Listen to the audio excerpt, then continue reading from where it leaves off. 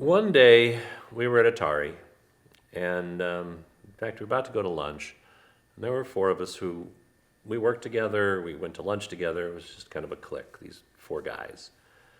And Atari handed out a memo that represented the cartridge sales from the previous year, video game cartridges for the Atari 2600. And they didn't have any numbers on them for like sales numbers or anything. What they did have is a percentage of sales. So here's this memo, it's one page, and it says this game sold this percentage of our sales last year. This game sold this percentage. And there were several types of games that sold a lot and some games that didn't sell very many at all, and they were down at the bottom of the list.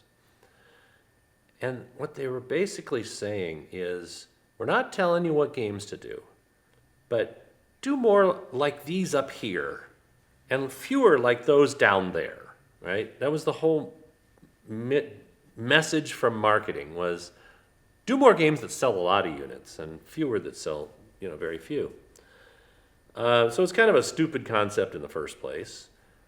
It's sort of some market feedback. Maybe it was good from that standpoint. But the four of us looked at it and we said, hey, wait a minute.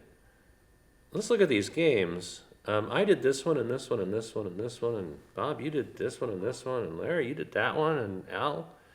It turns out that 60% of Atari's sales were represented by games done by the four of us. And there were 32 people in the department. And it was kind of an open secret that Atari had sold $100 million worth of Atari 2600 cartridges in the previous year. So wait a minute, we made Atari $60 million for our games. 20% of these games were done by guys who are already gone, and the other 20% is the rest of the department. Well, we must be pretty good at what we do. Let's see, I'm making $22,000 a year and making Atari $60 million in that same year. Doesn't really make sense, doesn't add up. So, we talked about it and whatever. We eventually went to the new president of Atari and pointed this out to them and said, put together a bonus plan or something, or a royalty or something, so that the people who really do your good work can get compensated accordingly. And he looked us in the eye and he said, well, we're just we're a corporate entity. We don't treat individuals as individuals. We're all part of the corporation. And in fact, the guys down on the assembly line who put these together are very important too, because if they didn't put them together, we wouldn't sell any. So really, you guys are no more important than the guys on the assembly line.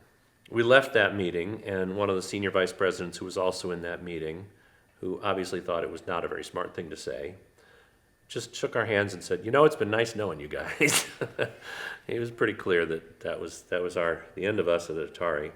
And it was Al Miller who just piped up and said, no, forget all those small things.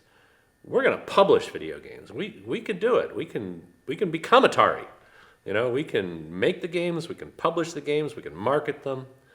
And he was a big proponent of that. So we were in that meeting with this lawyer, and the lawyer said, well, you're going to have to decide what you want to do. If you guys just want to consult back to Atari, you can be a partnership. But if you want to do what Miller wants to do, you're going to need to incorporate, you're going to need to get a CEO, you're going to need to do all these things.